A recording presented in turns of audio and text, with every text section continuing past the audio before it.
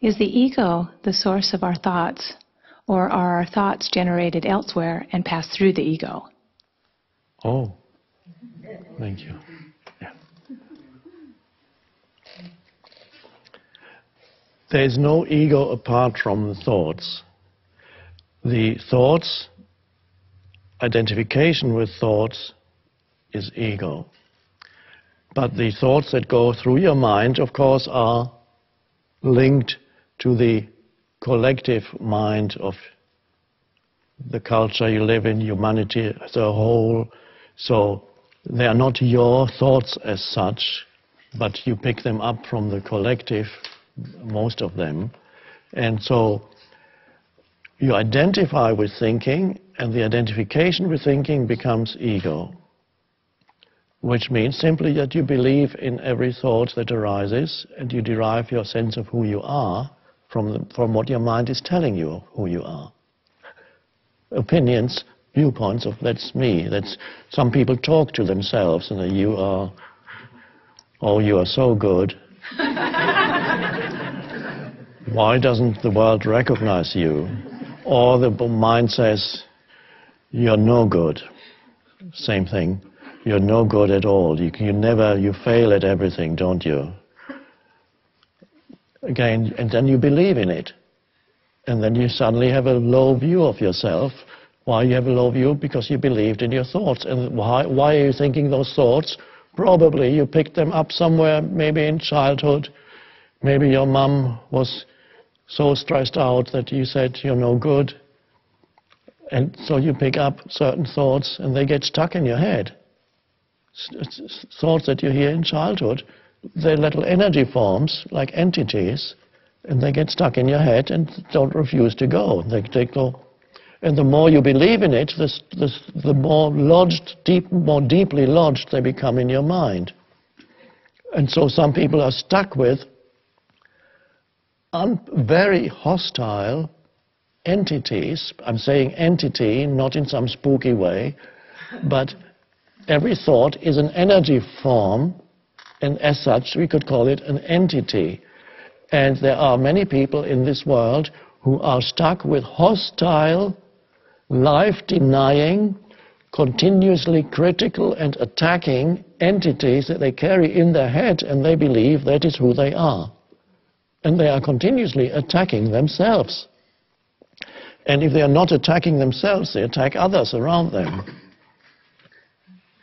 Let me tell you who you are.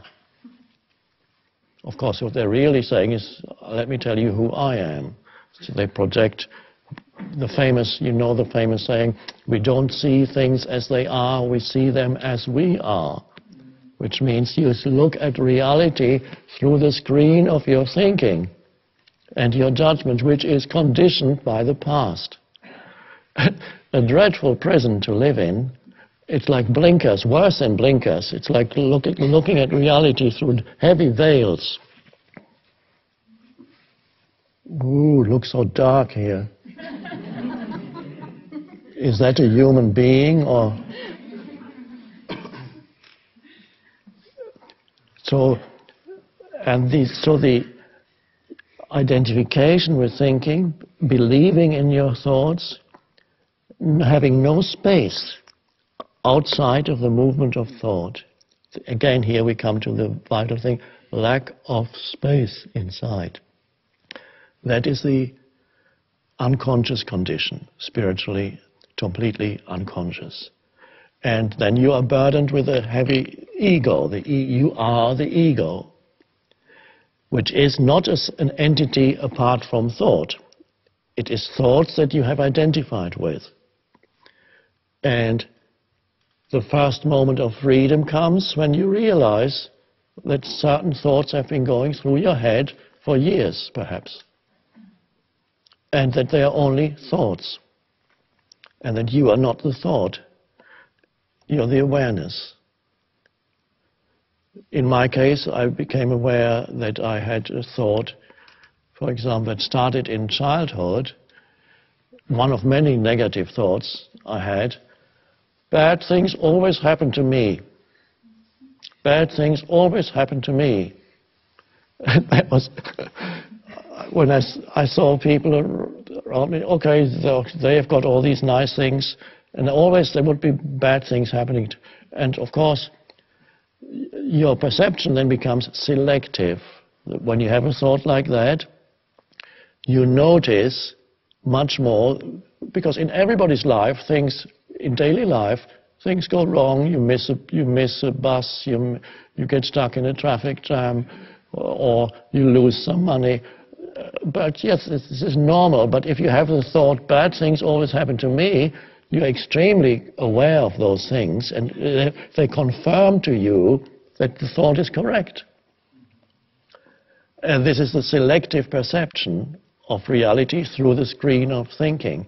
So the reality will confirm to you, and not only that, that thought or any thought of that kind actually attracts bad things, negative things.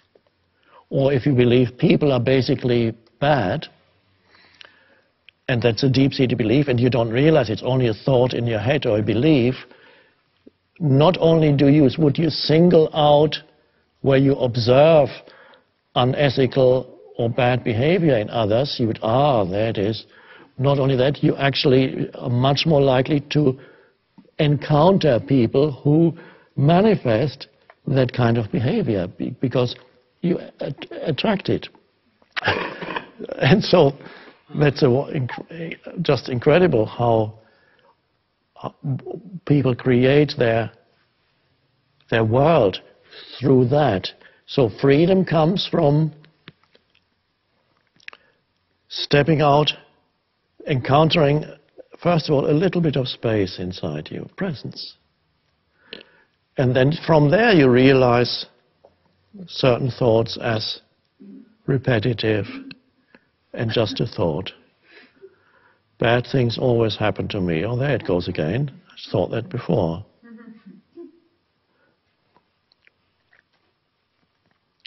So that's to become free of ego means becoming free of thought, identification with thought. That's the end of the ego. It may reassert itself from time to time, but at least that's the awakening. What about your thoughts? Habitual thoughts, do you? Probably that I have to get everything right. There's an intense, figure it out and get it right. It rules me. And if it's not right? I escape. I just won't do it. I pretty much predict ahead of time, so I won't try a lot of times. Yes.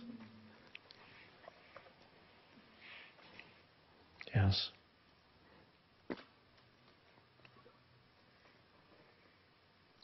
Some people are afraid of not succeeding in whatever they do because they have their self-image, which is derived from thinking, would suffer. If I fail at something, then my self-image will be injured, and therefore I'm not even going to try. And again, that's to do with deriving your identity from thinking. And even the thought, I have failed, is a lie. I am a failure is an even greater lie. You have not failed, you can simply reinterpret and say, I have learned something here. This is not for me, for example. So, but why believe the lies that your mind produces?